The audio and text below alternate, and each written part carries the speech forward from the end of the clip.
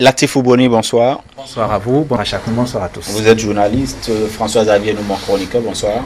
Bonsoir Romain, oui, bonsoir à tous ceux qui nous regardent ici et ailleurs. Voilà, vous comprenez, c'est bien le plateau de Tribune Politique et nous reviendrons donc sur le Covid-19, ce virus, cette forme de virus, du coronavirus.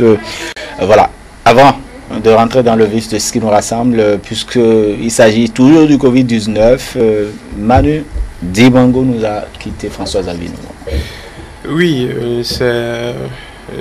disons que c'est une immense perte pour l'ensemble, pour la musique africaine en général, pour la culture africaine, la culture africaine, la musique camerounaise, simplement parce que c'est le patriarche, on va dire, de la musique africaine, de la même trempe que les Myriam Makeba, Hugues Makessela, tous ces grands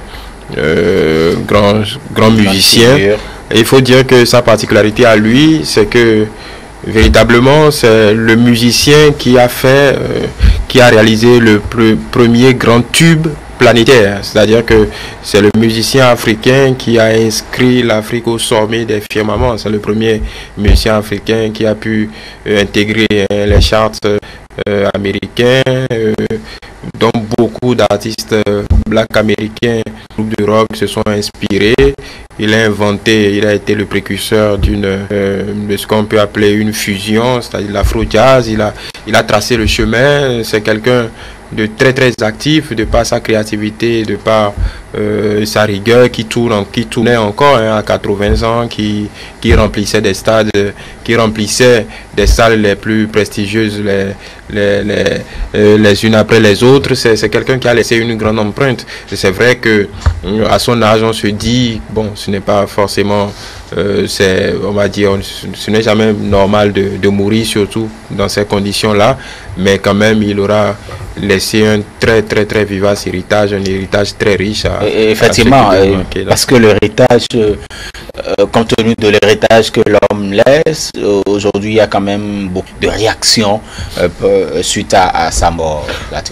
Bon, je pense que dans d'autres circonstances, on aurait pu dire que c'est l'heure en réalité, même s'il n'est jamais suffisamment l'heure pour qu'on ne pleure pas des départs, c'est évident. Mais ceci dit, quand Manu s'en va, ce n'est pas une perte en réalité pour tout ce qu'il a fini de nous donner. Pour tous, c'est vrai qu'il continuait pas à tourner et de ce point de vue-là, il n'a pas fini de nous donner peut-être tout ce qu'il avait, mais quand même, il a en réalité fini de bâtir tout ce qui peut être beau et ineffaçable en matière de musique, en matière de culture. Ceci dit, son départ au-delà de nos larmes, même si c'est un départ dans une vague de départ qu'on n'arrive même pas à compter, ce départ-là donc nous permet juste de nous rappeler l'immensité de son œuvre.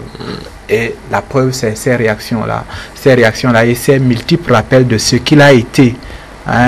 De ce qu'il a été en matière de reprise des stars énormes. En fait, moi, personnellement, avec ma petite culture, je connaissais des tubes que je collais aux artistes. Il a fallu aujourd'hui pour que je sache que c'était tout simplement les reprises de Manu Dibango, que ce soit des artistes célébrissimes, masculins, américains, et surtout Garavo, si vous reprenez ces chansons, vous ne lui dites rien. Non, en fait, c'était cette histoire est symptomatique de ce que disons, si on doit classer les grands artistes africains, Manu Dibango était très très haut, sinon le plus haut peut-être, parce que cette chanson, c'est une chanson célèbre, sous le Makossa, c'est un beat particulier, c'est un refrain qui a tellement marché que Michael Jackson a voulu s'en inspirer sans payer les droits. Et donc voilà, beaucoup sont tombés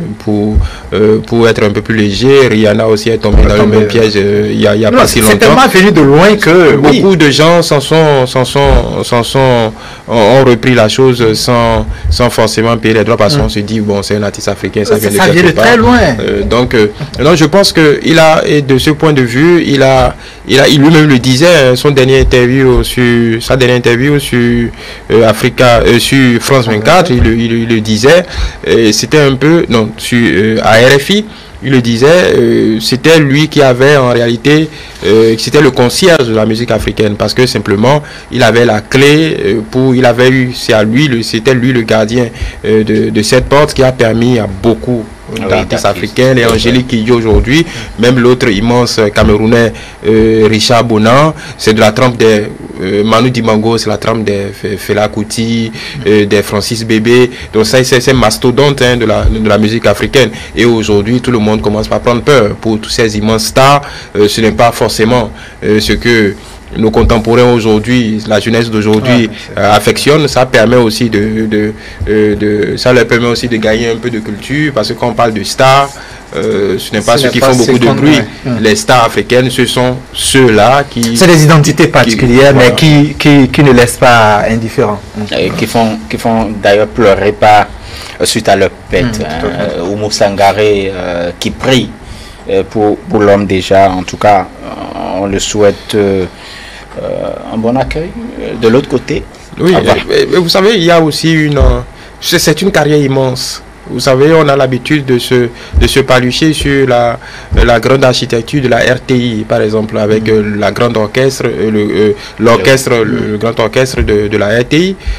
Mais Manu Dibango a été le premier directeur artistique de cet orchestre. Manu Dibango, tous les grands musiciens ivoiriens, Aïcha Koné, comment on appelle, toutes les divas que la Côte d'Ivoire a connues ont été formées par Manu Dibango. Manu Dibango a révolutionné. Il y a Oumou Sangaré, oui, c'est un exemple, mais il y a énormément de musiciens qui sont passés sous sa coupole. Donc, voilà. Très bien, voilà. Nous restons toujours avec le virus Covid-19. Les statistiques sont alarmantes. Voilà, on dénombre plus de 200 000 cas en Europe. Et quand on fait un peu ce dénombrement encore de décès, 17 000 morts, dont 860 personnes mortes en France, par exemple. Quand vous voyez le cas de l'Espagne, le cas alarmant justement de l'Italie, franchement, ça... on n'est peut-être pas loin de la peur panique.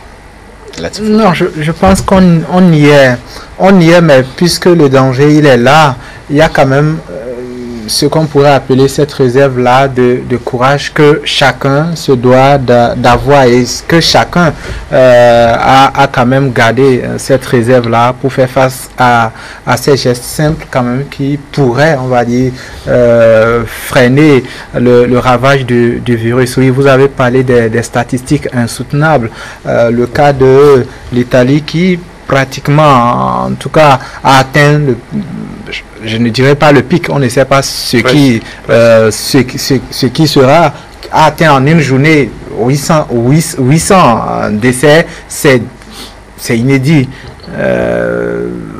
C'est dit qu'on est à un niveau où, s'il faut parler en matière de jours, ce que ce virus nous arrache à l'humanité, bien évidemment, on est à un stade où on bégaye. Bien évidemment, la seule chose d'encourageante dans tout ça, c'est ces efforts-là qui sont contenus, des efforts que ce soit au niveau des États ou même au niveau des laboratoires, des chercheurs qui, même si ça fait beaucoup de bruit, quand même sont concentrés dans l'essentiel. Enfin, parfois, on se demande s'ils sont vraiment concentrés parce que autour de l'affaire de traitement, il y a eu quand même beaucoup de bruit entre Marseille, Paris, enfin, il y a eu pas mal de bruit, mais il y a quand même des leaders ou certains États qui ne s'embarrassent pas, qui ne font pas beaucoup de bruit. Les moindres chances qui sont indiquées comme étant des possibilités, les gens les exploitent immédiatement. Je pense que en la matière, peut-être les États-Unis sont, enfin, on va dire, ça va de soi, mais les États-Unis sont un exemple. Qui quand même ne font pas trop de débats autour. Toutes les chances, ils essaient de les appliquer. On a les Américains souhaitent, ou du moins quand on prend déjà les New-Yorkais, ils souhaitent que le président américain puisse quand même prendre une mesure contraignant tout le monde, donc aller au confinement national. On est en train, déjà dans le monde, on est en train de parler de près de 2 milliards de personnes en confinement. Non, le système américain ne permet pas systématiquement que on n'est pas dans un régime présidentiel. Les États ont la latitude de prendre cette décision-là. Des États peuvent s'opposer à une injonction de Trump fédérale. Les États peuvent s'opposer à une décision de Washington, par exemple, de mettre un État en confinement, et ça peut banalement finir devant la Cour suprême. Maintenant, il y a des États qui poussent à cela, donc ce sont aux gouverneurs de prendre leurs responsabilités et de mettre les États en confinement. Maintenant, ce que l'État fédéral peut faire, et je pense que Trump a montré le chemin, c'est de mobiliser la garde nationale pour pouvoir essayer d'accompagner les États dans cette dynamique. Maintenant, il faut toujours séparer. Nous savons que le président Trump a une nature un peu explosive. Il faut apprendre à tempérer un peu tout ce qu'il fait comme annonce. Il est toujours dans la, comment on va dire, dans la béatitude perpétuelle. Il y a beaucoup de spécialistes ces derniers temps, il y a beaucoup de spécialistes qui essayent de tempérer un peu ces ardeurs-là. Il n'en demeure pas moins que les laboratoires travaillent ardemment pour mettre un vaccin d'ici là sur le marché, des sérums. L'exemple de la chloroquine est également exploré. C'est vrai qu'il y a eu une polémique en France qui doit surtout à la nature flamboyante du docteur Didier Raoult, compte tenu qu'à l'essentiel de ces examens.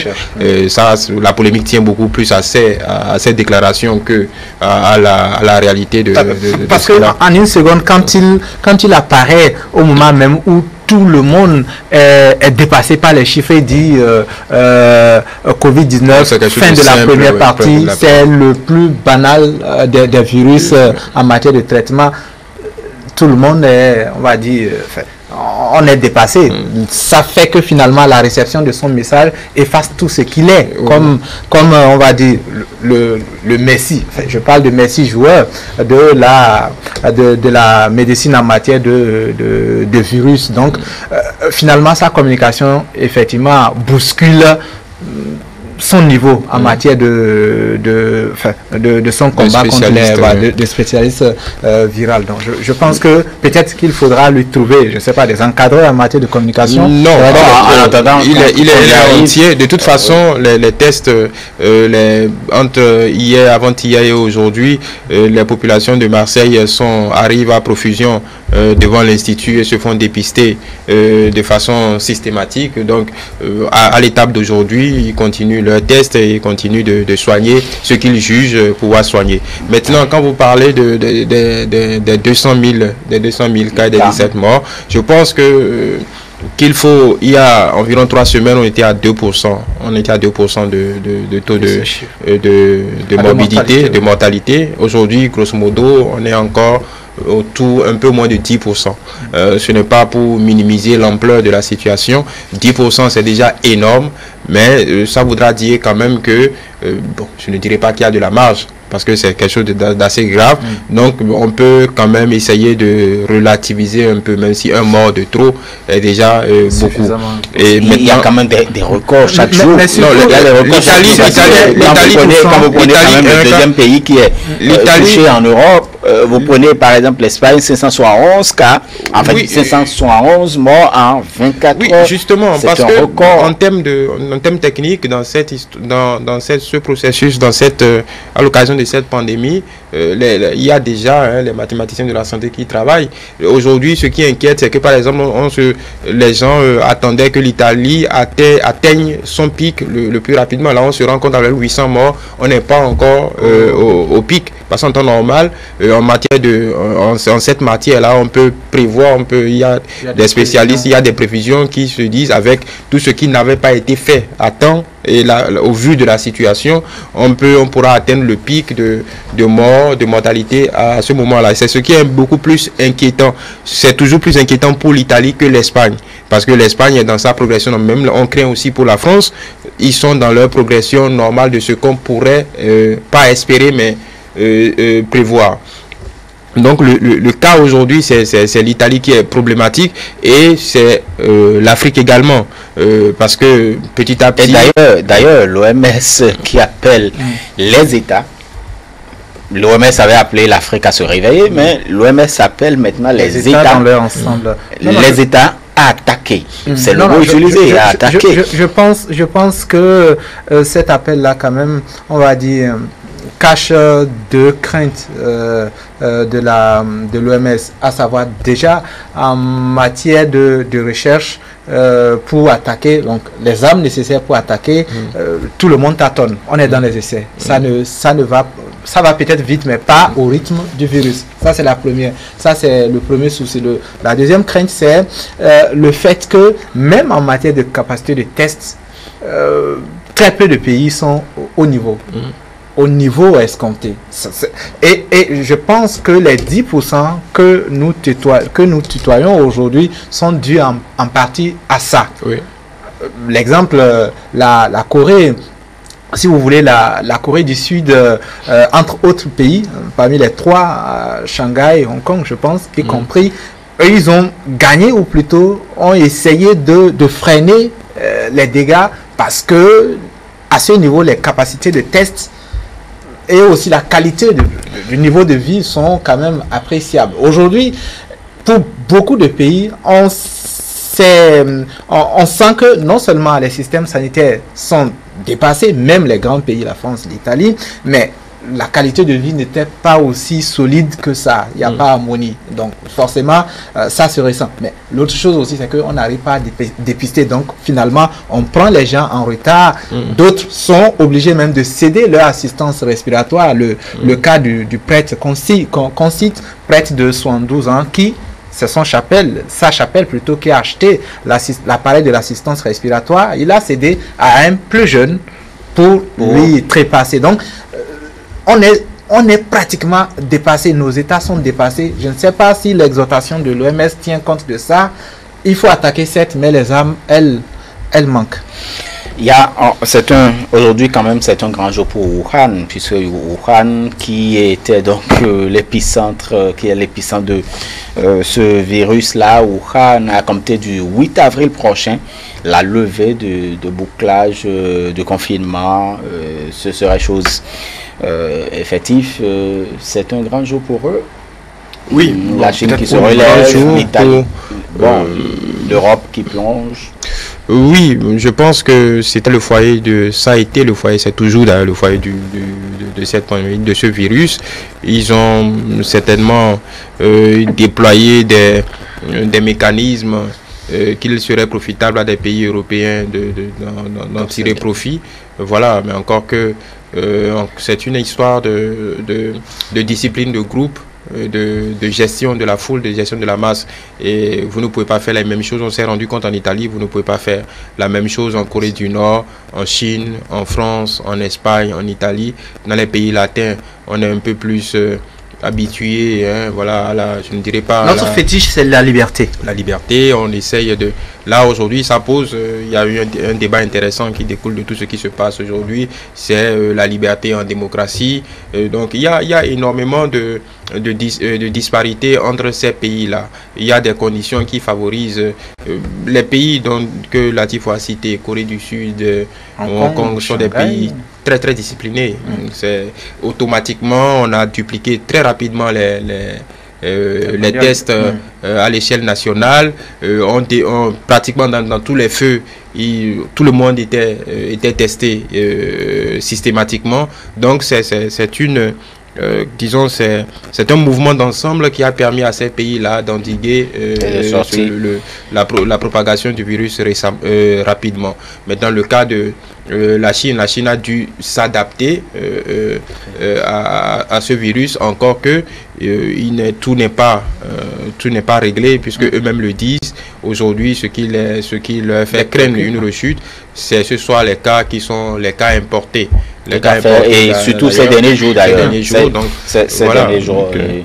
Voilà. En tout cas, si vous n'avez pas de masque, trouvez-vous de masques, parce que les masques maintenant, les masques, il faut les avoir coûte que coûte. Vous avez appris que l'Italie a saisi beaucoup de masques qui étaient en partance pour la Grèce. Voilà, donc c'est pas l'inverse. C'était pour la Grèce et voilà. On avait appris d'autres choses avant, d'autres pays encore, des masques au Kenya, et donc qui étaient destinés pour l'Allemagne aussi, et voilà. Donc vous voyez, chacun se bat compte tenu des armes qu'il dispose. En tout cas, notre pays, le Bénin, on se bat également pour ça. Merci. François-Xavier Nouman, merci Latif. Il faut quand même rappeler, il faut toujours rappeler que c'est une histoire de discipline et de responsabilité, parce que aujourd'hui, je pense que tout le monde se rend compte que l'histoire est cette réalité-là est très palpable et très sérieuse. Maintenant, il y a des choix, pas forcément des choix draconiens à faire, mais on sait tous que dans ces 10% à l'échelle mondiale, ceux qui sont les plus touchés sont les personnes âgées. Les personnes qui ont des pathologies, mais principalement les personnes âgées. Je pense que l'OMS a été précis là-dessus. Je pense que c'est 60 ans ou plus de 50 et quelques ans. Donc aujourd'hui, peut-être que on devrait, à notre niveau, commencer par peut-être mettre les plus fragiles et les plus âgés à l'abri, peut-être imposer. D'ailleurs, ça fait partie des recommandations du gouvernement béninois. Un confinement systématique à nos parents qu'on sent fragiles, ainsi de suite, pour pouvoir essayer d'endiguer au maximum la propagation de ce virus. Parce que les chiffres ne montrent pas, ce sont eux qui sont les plus vulnérables face à cette pandémie. Très bien, merci. À vous.